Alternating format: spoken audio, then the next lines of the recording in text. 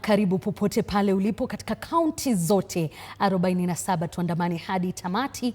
Jina langu Elizabeth Mutuko, kwenye meza ya lugha ishara yupo Catherine Simalo. Unawasiliana nasi kwa 22047, mitandao ya kijamii TV47 Kenya pale Facebook na ukurasa wetu wa X. Kauli yako siku zote inakubalika. Moja kwa moja ni kwamba wakazi wa mtaa wa Mukuru hapa jijini Nairobi huenda wakalazimika usiku wa leo kukesha kwenye kijibaridi baada ya makazi yao ya vibanda vya kufanyia biashara kubomolewa kwa madai ya upanuzi wa barabara eneo hilo.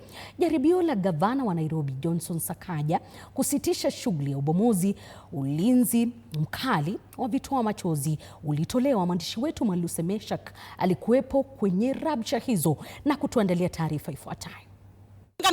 Kila dakika ni kutoroka, ni kama sisi ni refugee. Kwani sisi ni refugee? Ni hasira na ghadhabu ambazo zimegubika wakazi wa Mukuru kwa Njenga hapa jijini Nairobi. Wakazi wanalaumu serikali kwa kuhangaisha kwa kipindi kirefu.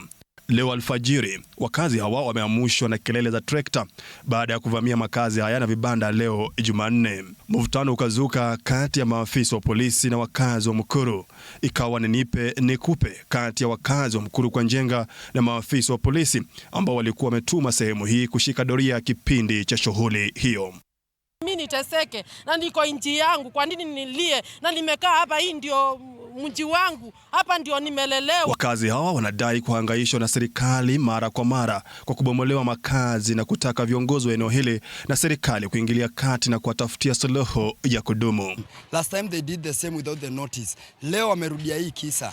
Wako na mpango gani juu yetu? William Ruto, tafadhali, kama wewe ujui mambo, nataka uingie ujui mambo, hii matendo inatoka wapi? Kufuatia ubomozi huu, mashirika ya kutetea haki za binadamu nchini yameapa kutafuta haki mahakamani ili wakazi hao washughulikiwe mara moja.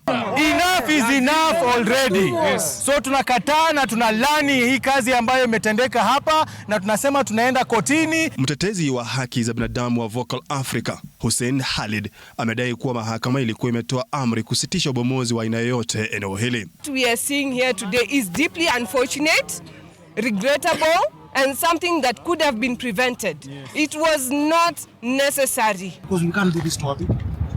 This is completely wrong, and we really apologize to the people, and we stopped it. It will not happen.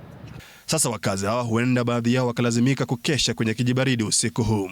Sasa wakazi wa Mukuru kwa Njenga wanalilia serikali kuingilia kati na kuwatetea, manake wengi wao wamewacha bila makao, hawajui waanzie wapi. Mwaluse Meshak, TV47, Nairobi.